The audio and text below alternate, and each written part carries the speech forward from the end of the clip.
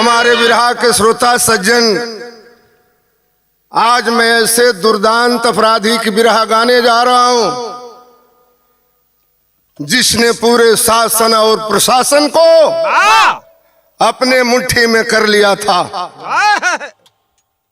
लेकिन वह एक बात हमें कभी कभी याद आ जाती है। बिहार के मशहूर कलाकार गायत्री ठाकुर ने कहा था, लिखा था कि जे मारी उमर आई, दुनिया की कोई ताकत इसे रोक नहीं सकती। आइए 4 लाइन भूमिका में कवि का भाव है। अगर जुल्म की तू लगाओगे बगिया, वक्त आने पर फल उसमें वैसा लगेगा। जलाओगे घर दूसरों का अगर तुम, सरतिया एक दिन घर अब तुम्हारा जलेगा। जरायम की दुनिया में जाकर के तूने दूसरों के ऊपर चलाओगे गोली, एक दिन लौट कर वो तुझको लगेगी। उठ जाएगी वैसे तेरी भी डोली।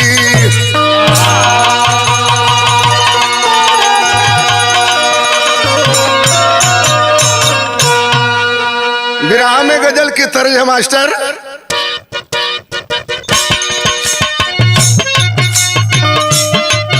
वाह क्या बात है।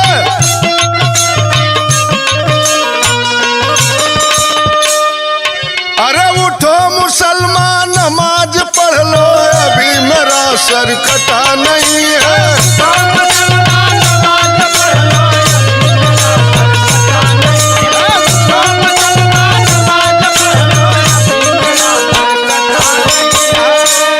इससे बढ़िया बिरहा में भाव कवि ने लिखा है। अरे अहंकार ना रहा किसी का, जल गई लंका रावण की।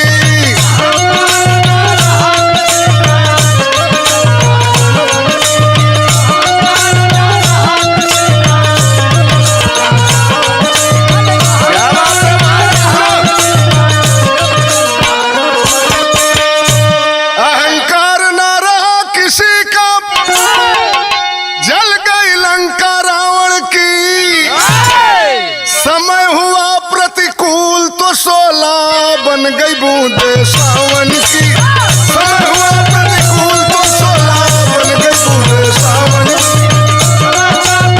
फूल तो सोला बन गई बूंदे सावन की।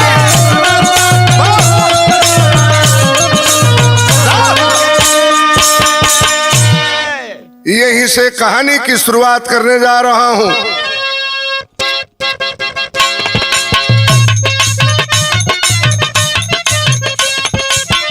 ख्याल रहे मेरे विरहा सुनने वाले साथी। जरासंध कंस का घमंड एक दिन चूर हुआ,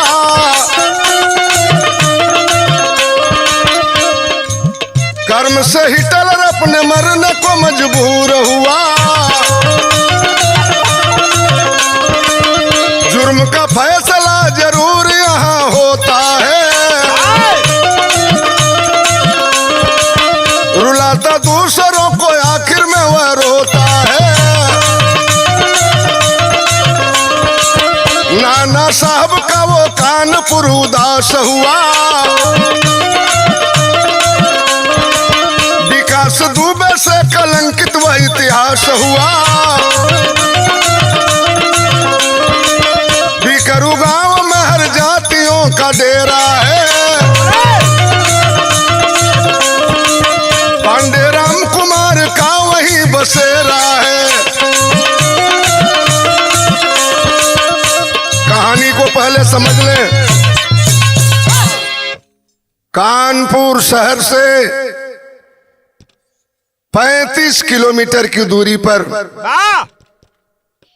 एक छोटा सा बिकरू गांव, जिस गांव में हर जात के लोग बसेरा करते हैं, उसी बिकरू गांव में एक संपन्न परिवार, जीता जागता परिवार, गरीब ब्राह्मण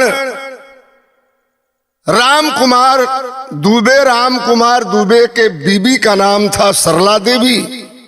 राम कुमार और सरला देवी के संपर्क से 5 संतानें पैदा हुई। का नाम रहे?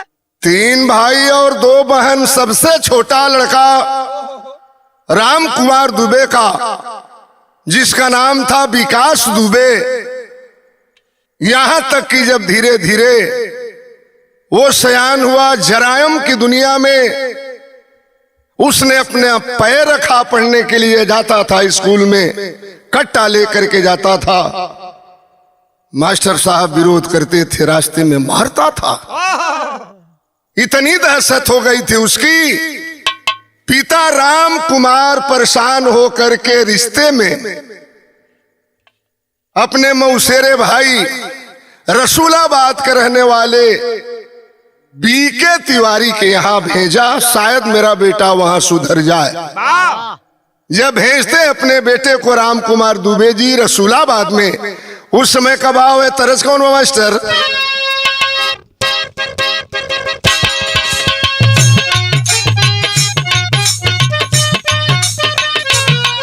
आए मास्टर धुन तो उहे बजौला, हालांकि के बिरहा में पहली बेर गावे जाता थे। धुन उहे बा, ए जानू लगता कि जिए नहीं देबा,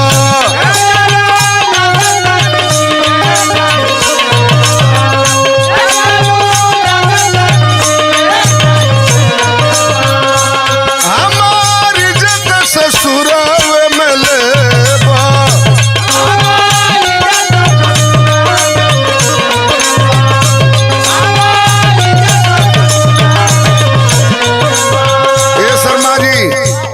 इससे बढ़िया हमरे बिरहा के भाव बा।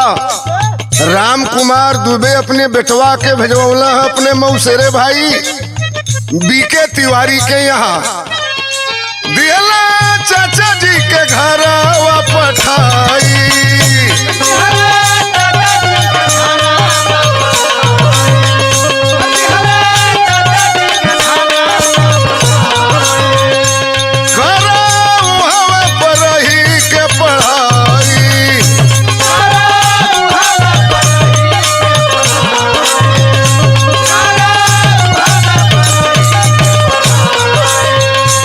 अपनी आदत से, अरे अपनी आदत से रहता लाचार बा, होले गाड़ी रोज रोज कहीं मारबा।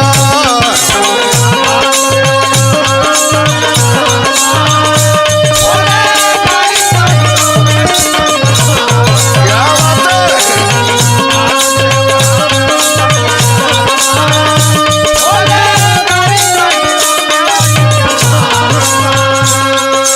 वहां भी जब पहुंचा बीके तिवारी के यहाँ, स्कूल में पहुंचता था, मास्टर से झगड़ा करता था, बच्चों से झगड़ा करता था।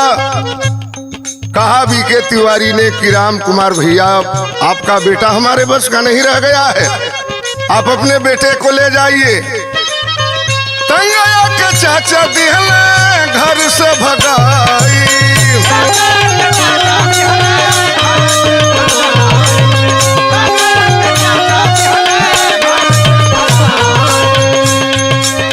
घुसल के गइल बाटे गौवा पर आई।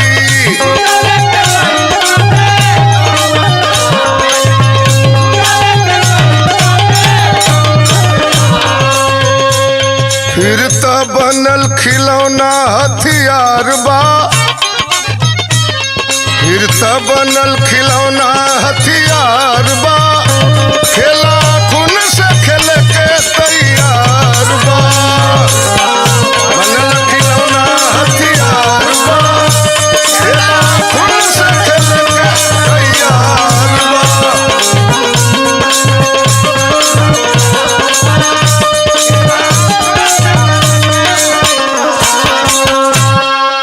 लाचार होकर के बीके तिवारी ने भेज दिया बिकरू गांव में। परेशान थे राम कुमार दुबे जी अपने बेटे से।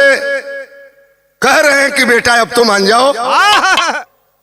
एक ब्राह्मण परिवार के आबरू को मिट्टी में मत मिलाओ।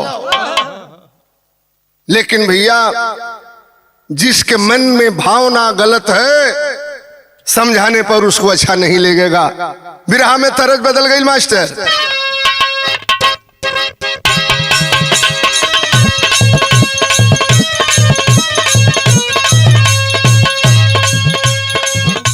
तरज तो है बाप मिले खाती हमारा से ससुर में अइला।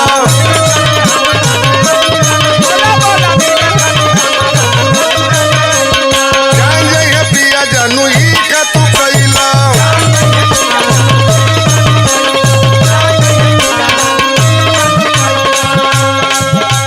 मिले खातिर हमारा से ससुर में अइला।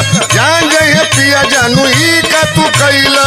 ऐसा नहीं मत हार के जाए अइला ता मुहवा मार के जा बताई पर पानी झार के जा।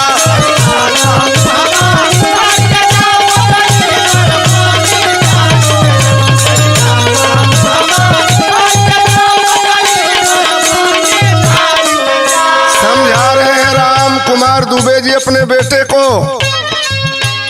इतना तू बबुआ न मनवा बढ़ावा।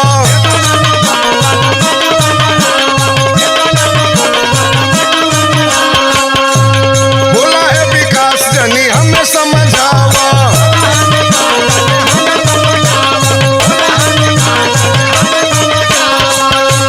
बात ही बात मेरा रखिया अपने हाथ हथियार लिया गुरुवर को गोली मार दिया।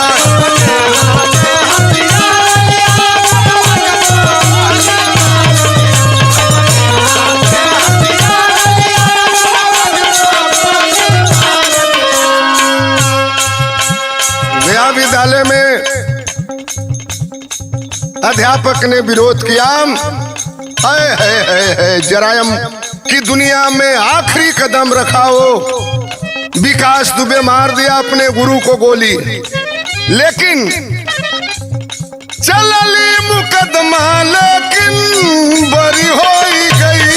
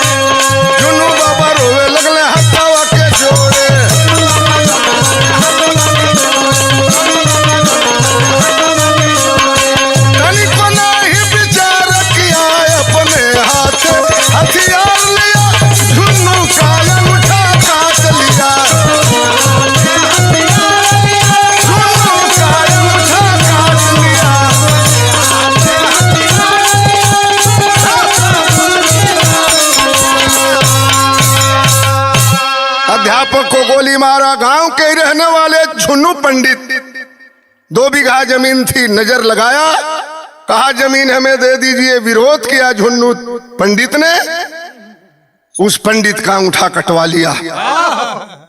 ए भैया इतना दहशत गांव में। एक बहुत भारी कुएं पर लोग पानी भरने के लिए जाते थे तो पहले विकास दुबे का चरण बंदन करते थे। बिना उसके आदेश का उस गांव का कोई व्यक्ति कुएं में पानी तक नहीं भरता था। कदम बढ़ता गया बढ़ता गया बढ़ता गया। धीरे धीरे वह वक्त आया मेरे मित्रों, 2001 में भारतीय जनता पार्टी की प्रदेश में सरकार बनी। माननीय राजनाथ सिंह जी मुख्यमंत्री बने। उनके मुख्यमंत्री तुकाल में एक संतोष शुक्ला नाम का व्यक्ति जो राज्य मंत्री का दर्जा प्राप्त था, झगड़ा हो गया विकास दुबे से। जब झगड़ा हुआ तो यहां तरज बदल गई मास्टर।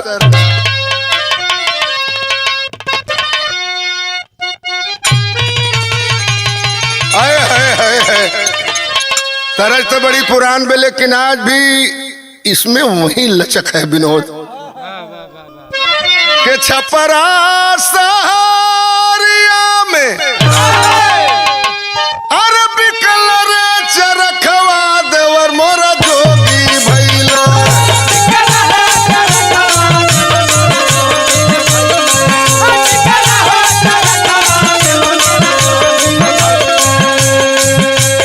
अरे चरखा हो मंगा दो लहरेदार देवर मोरा जोगी हो भैला।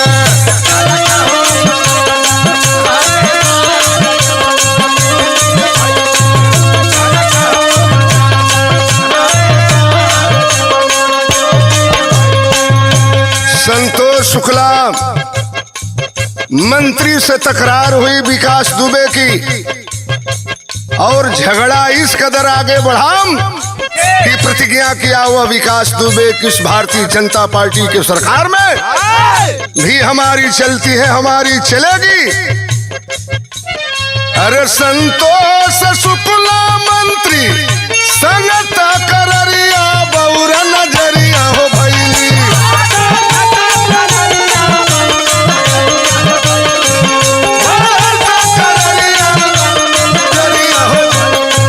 मरला के करेला हो विचार बौरा नजरिया हो भैली।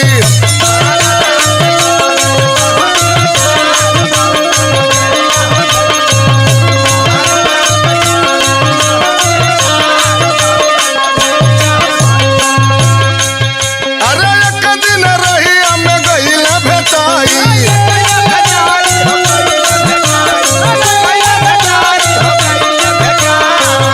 अरे थनवा में मंत्री जी भागे घबराई।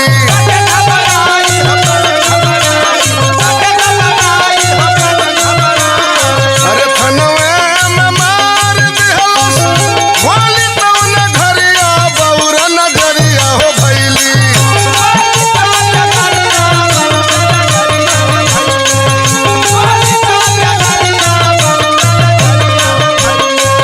कुछऊ ना कैले थानेदार बौरा नजरिया हो भैली।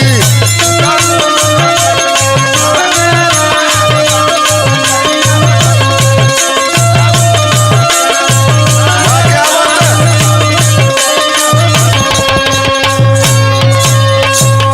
भाजपा की सरकार, राजनाथ सिंह मुख्यमंत्री और चौबेपुर थाने में घुस करके जब वह शुक्ला मंत्री भागा, थाने में घुस करके उस मंत्री की हत्या कर दिया सिपाही दरोगा। उसका कुछ न बिगाड़ पाए, पूरे कानपुर के क्षेत्र में अपना दबदबा जमा लिया वह विकास दुबे। मेरे मित्रों, 27 जून सन 2020 को रिश्ते में विकास दुबे का बहनोई लगता था राहुल तिवारी, ये हमला करने जा रहा है अपने बहनोई के ऊपर। यह है जरायम की दुनिया। जरायम की दुनिया में भाई बेटा रिश्ता पैसे के आगे सब भूल जाता है, इसलिए विदेशिया में कभी ने भाव दिया है अके रिश्ता के बहनोई राहुल तिवारी रहले जदोपुर गौआ में रहल माँ कनावा। मोहनी ने वादा अंदर 6 बीघा जमीन रहली, वही पर विकास के गाड़ल बनवा। 27 जून सन 20 वाला दिनावा हो, राहुल तिवारी नहीं मनले कहनावा। सीओ देवेंद्र मिश्रा दिहले आदेश तहिया, भैले फैयार बाटे थाना दरमियानवा। राहुल तिवारी से झगड़ा हुआ 6 बीघा जमीन को लेकर के, जो जादूपुर के रहने वाले थे। राहुल तिवारी रिश्ते में विकास दुबे का बहनोई लगता था। झगड़ा हुआ, कहा राहुल तिवारी ने मैं तुम्हें जमीन नहीं दूंगा, प्रताड़ित करने लगा। आखिरकार वह राहुल तिवारी जाकर के थाने में एफआईआर किया, और एफआईआर जब किया, सीओ साहब देवेंद्र मिश्रा ने आदेश दिया, क्या? अगर उसकी एफआईआर लिखी गई और एफआईआर में नहीं पकड़ा गया, उसके घर दबिश दी जाएगी। धीरे धीरे वह भी दिन आ गया मेरे मित्रों, तो बिरहा में तरज बदल गई।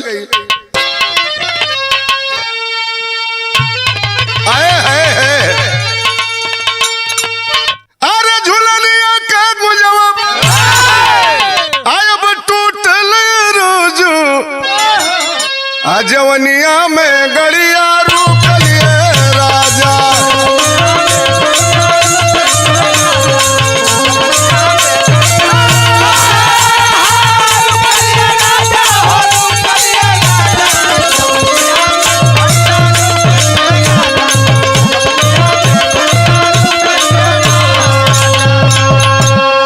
सीओ साहब देवेंद्र मिश्रा पूरे दल बल के साथ कई थानों के एसओ महोदय को लेकर के और चल देते हैं उस विकास दुबे के घर दबिश देने के लिए।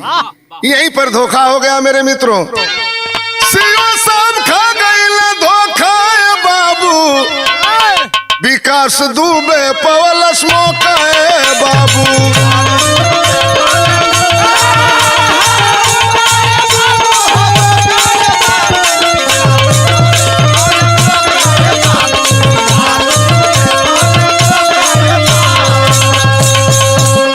जाते हैं बिकरू गांव में, अपने छत पर बैठ करके अपने दोस्तों के साथ मौज मस्ती कर रहा था।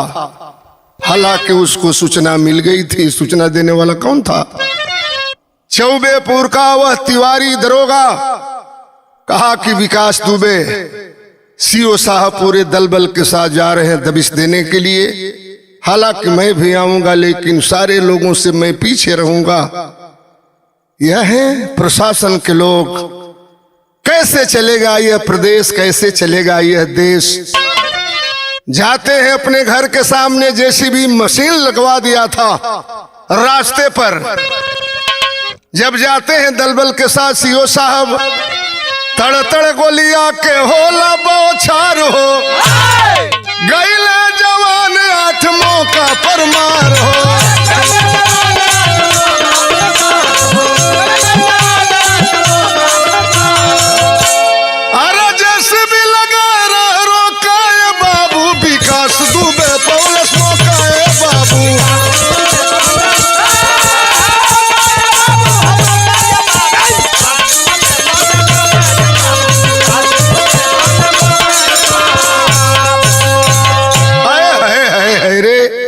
बड़ी बेरहमी से तड़तड़ गोली बम बारूद चलाया और हमारे प्रदेश के 8 पुलिसकर्मी ऐन मौके पर मौत की नींद सो गए।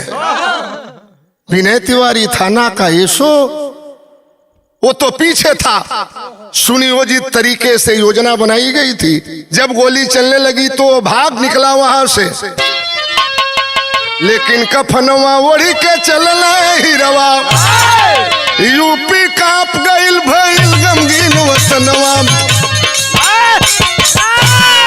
जन जन में रोष हुआ, भारी अफसोस हुआ। खबर फैली पूरे देश में, जन जन में रोष हुआ, भारी अफसोस हुआ, कोई न रोक सका। फैली गुंडागर्दी है, गंदी राजनीति हुई, गुंडों की जीत हुई, तभी यहाँ खतरे में पड़ी आज वर्दी है। किसको बुलाओगे, किसको सुनाओगे? घर घर में तुझको विभीषण मिलेगा। भ्रष्ट राजशाही नौकरशाही भी भ्रष्ट है, कांटों के बीच फूल कैसे खिलेगा। पूरे देश में इसकी चर्चा हो गई मेरे मित्रों। 8 पुलिसकर्मी मारे गए। 8 पुलिसकर्मी में किसी की नई नवेली दुल्हन आई थी, उसके गोद में बच्चा भी नहीं था। शादी हुई थी। कुछ ऐसे भी सिपाही थे जो अपने पत्नी के साथ सुहाग रात तक नहीं बिताते थे, आज कवि की कलम लिख बैठी। इस हालात को देख करके इतना बड़ा अपराध इस भारतीय जनता पार्टी के सरकार में मैं तो चैलेंज कर रहा हूं। दलबल के साथ सीओ साहब देवेंद्र मिश्रा जाते हैं, उस अपराधी के घर पे गोलियां चलती है और पुलिस प्रशासन के ही लोग उसके घर से भाग निकलते हैं। प्रशासन पर कैसे विश्वास किया जाए मेरे मित्रों। लेकिन आज कलम कवि की लिख बैठी, करा रही है जमाने से कहनाम है। तरह सारंगा गीत मास्टर।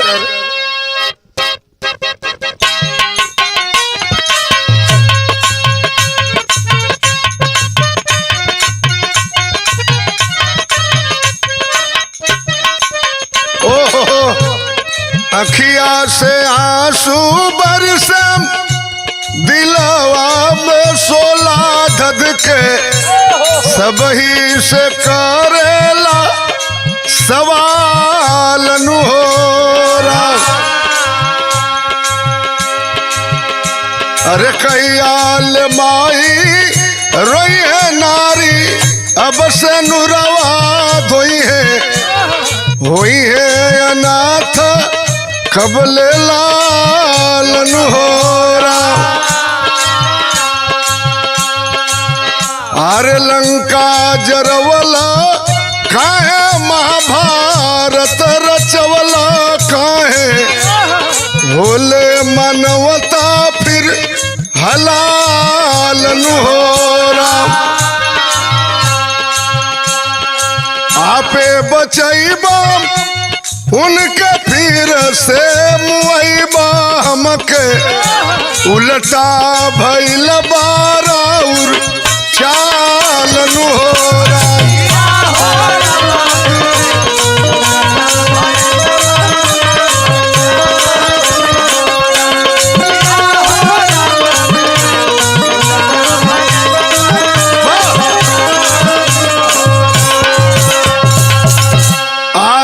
पूरे देश में यह खबर फैल गई, पुलिस प्रशासन के 8 जवान मारे गए। हालांकि 2 जवान हॉस्पिटल में दम तोड़ दिए थे, मरने वालों की संख्या 10 हो गई। लेकिन बाहर हमारे पुलिस के जवान आज भी कहीं बुरे लोग हैं तो अच्छे लोग भी हैं। पुलिस की वर्दी में कितना दम है। आज पुलिस वालों ने प्रतिज्ञा किया। तरस कौन वो मास्टर?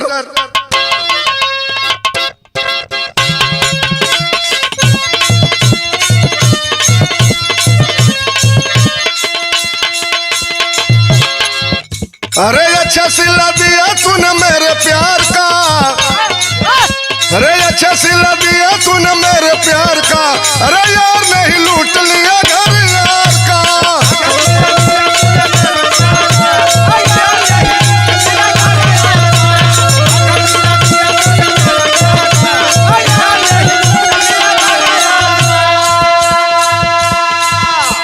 जवानों की खून का बदला हम पुलिस वाले जरूर चुकाएंगे। अरे कीमत तेरे आंसू के चुका के रहेंगे, कीमत तेरे आंसू की चुका के रहेंगे, वर्दी की गरिमा बचा के रहेंगे।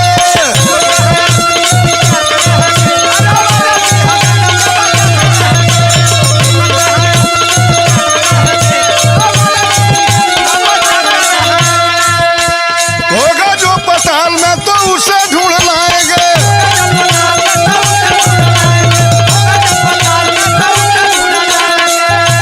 मिल गए आकाश में तो गोली से उड़ाएंगे।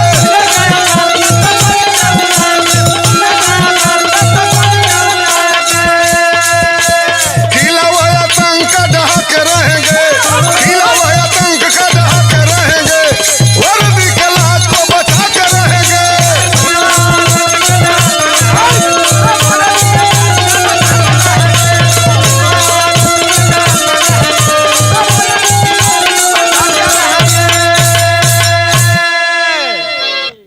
लेकिन यहां शंका होती है, 10-10 पुलिस की हत्या करने वाला वह विकास दुबे बिकरू गांव से फरार होता है, कानपुर जाता है और शासन के तरफ से हाई अलर्ट जारी कर दिया गया। कम से कम 1 लाख पुलिस कर्मियों को तैनात किया गया कि कहीं उत्तर प्रदेश से भाग करके वह नेपाल न चला जाए, कहीं पाकिस्तान न चला जाए। लेकिन बाहर हमारे शासन और प्रशासन के लोग बिकरू गांव से कानपुर, कानपुर से हरियाणा सीमा है, कैसे वह सीमा क्रॉस करके पहुंच गया हरियाणा में, यहां शंका होता है। हरियाणा से चला बॉर्डर पार करके एमपी में पहुंचा, उज्जैन मंदिर में महाकाल का दर्शन करने के लिए। सवाल खड़ा होता है यहाँ, अरे जोगी मैं सवाल करना चाहता हूं, इतने पुलिस प्रशासन के लोग 1 लाख सिपाही लगाए गए थे, वह कैसे चला गया मध्य प्रदेश के उज्जैन महाकाल मंदिर में? यह हमारे जैसे कलाकार का सवाल है, हिम्मत है तो जवाब दे दो। जो ही पूजा करके मंदिर के गेट पे आता है, यही शंका हो गई मध्य प्रदेश पुलिस को। भाव कवि ने पहपट में लिखा है,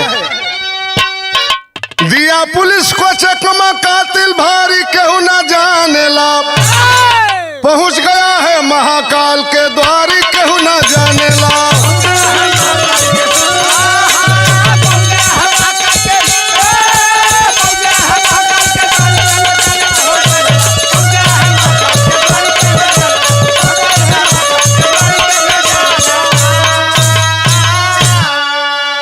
महाकाल मंदिर के जब गेट पर पहुंचा, पहरा किसका था? लखन यादव सिपाही का। शंका भैली लखन गार्ड के, रहल उनकर पहरा हो, आतंकी विकास के जैसन बाटे एकर चेहरा हो। ताल ठोक के पकड़ लिया बलकारी केहू ना जानेला, रूबी यादव कैली गिरफ्तारी केहू ना जानेला।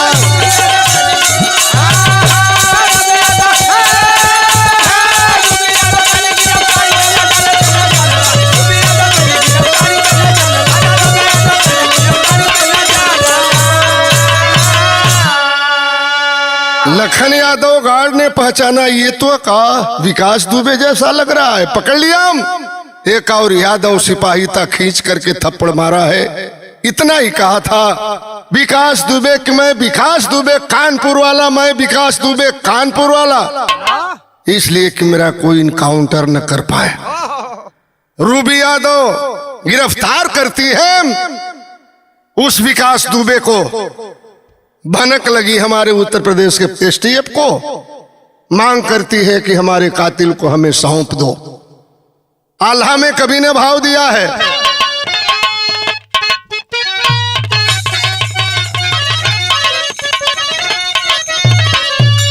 अरे कवर खुशी कवरी गम के बदरिया,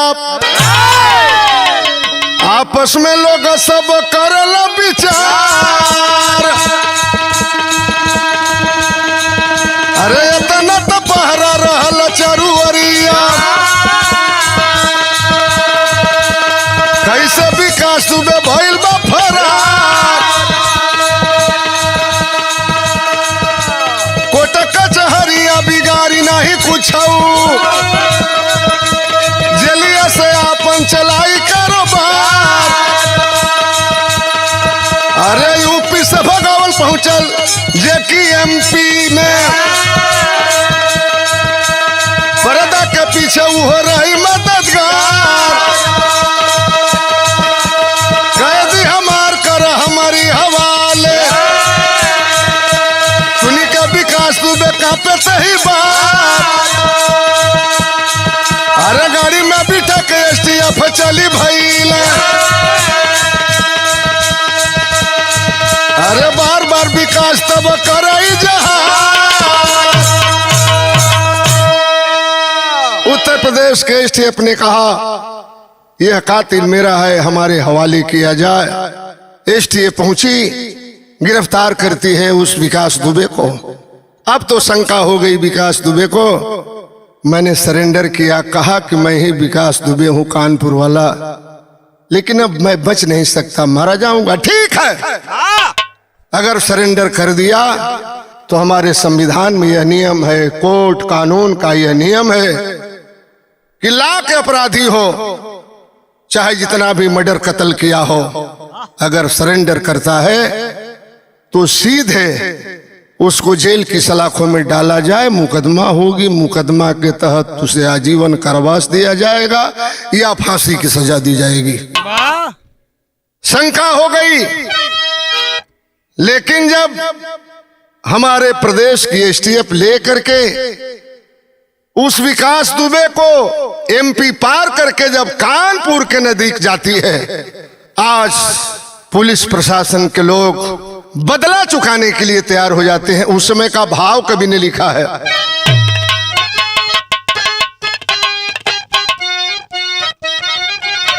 अरे मौका पाए भुजंग डसेला, अरे दुश्मन करे लौट के बार, दगाबाज दोस्ती ना जाने, प्रीत न जाने कमीनार, चोर चुगलवा पाके मौका,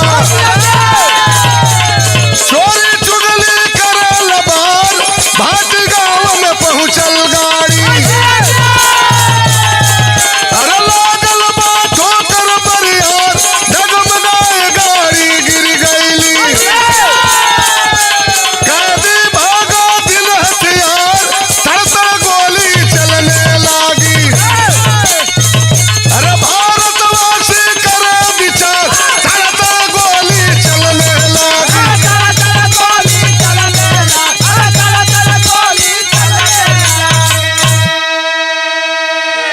भाटी हाईवे पर जब गाड़ी पहुंची है, शायद पुलिस वालों को भय था कि अगर ये जाएगा जेल में, जेल से ही अपनी राजनीति शुरू करेगा, इसका कोई कुछ बिगाड़ नहीं सकता।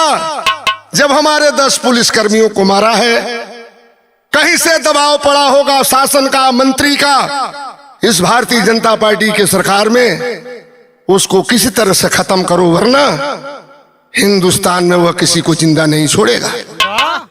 आए मेरे मित्रों, हालांकि पुलिस कह रही है, एसटीएफ कह रही है कि गाड़ी से हथकड़ी तोड़ करके और वह भाग रहा था। मैं चैलेंज करता हूं, पंजाब के गुरदासपुर में हथकड़ी बनती है और जब फांसी की सजा होती है तो उसकी रस्सी बक्सर में बनती है।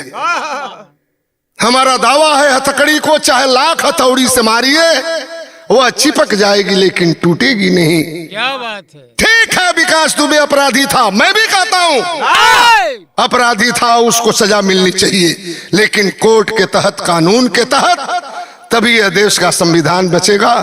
हथकड़ी तोड़ करके भागा और पुलिस का रिवॉल्वर छीन करके मरना चाहा। इनकाउंटर तो तब होता है जब इनकाउंटर का मतलब मुठभेड़, आमने सामने हो, जब गोली चलती है तो उसको इनकाउंटर कहा जाता है। हथकड़ी पहने हुए कैसे गोली चला सकता है, चाहे जो कुछ भी हो। अब जोगी सरकार जाने, पुलिस प्रशासन के लोग जाने, इस सरकार के मंत्री, एमएलए, देश के प्रधानमंत्री मोदी जाने, आज तक तो मोदी का एक भी कोई स्टेटमेंट नहीं आया इस बदमाश के ऊपर। इसलिए कवि का कहना है आखिरी लाइन में, रुकला धरा का क्रंदन, लोगवा करे घर अभिनंदन, बंदन गुजर चारोवर यूपी के नगरी।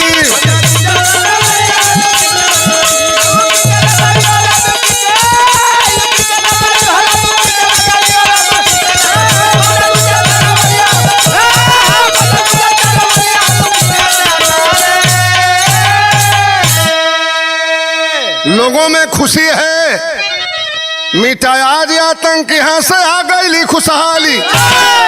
दिनवा मन होली, रतिया मन दिवाली, माली संग बिहसे फुलवरिया खुशी की नगरी।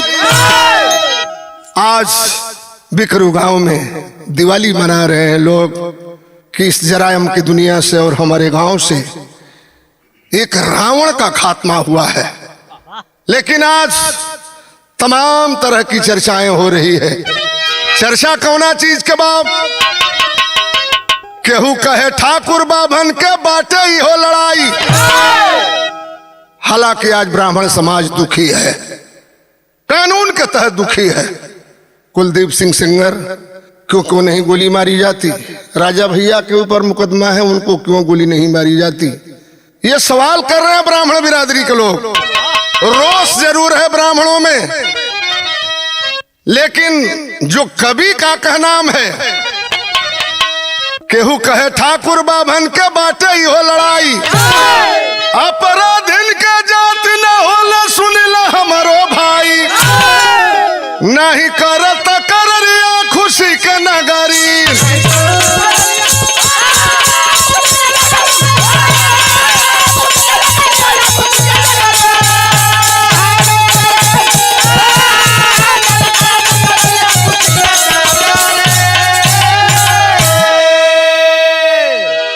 जरायम की दुनिया में उस बदमाश का अंत हुआ। आज इस स्टूडियो में हमारे मित्र गाजीपुर से मनोज यादव नायब सूबेदार जो फोर्स के हैं, वो भी आए थे बैठ करके। आज बिरहा का आनंद ले रहे हैं। मैं बहुत बहुत आपको बधाई देता हूं। सुरेंद्र यादव काशिमाबाद धरवार कला के प्रधान हैं, वो भी बिरहा का आनंद ले रहे हैं। आपको भी मैं बहुत बहुत बधाई देता हूं। हमारे गुरु समाजवादी पार्टी सांस्कृतिक प्रकोष्ठ के राष्ट्रीय अध्यक्ष 3 बार एमएलसी रहे और माननीय अखिलेश यादव की सरकार में कैबिनेट मंत्री रहे। माननीय एमएलसी साहब भी बैठ करके बिरहा का आनंद ले रहे हैं। मैं बधाई देना चाहता हूं भाई कमलेश यादव जी को, जवाहर स्टूडियो के जो हेड ऑफ डिपार्टमेंट हैं, प्रोपराइटर हैं, जिनके सानिध्य में यह विरहा चल रही है। मैं सारे लोगों को बहुत बहुत बधाई देता हूं। आखिरी लाइन में कवि का भाव है, कुसुम परा गुर्जर दुदेव भोला पूज्य हमारे, बाला गंगा तेजन के संग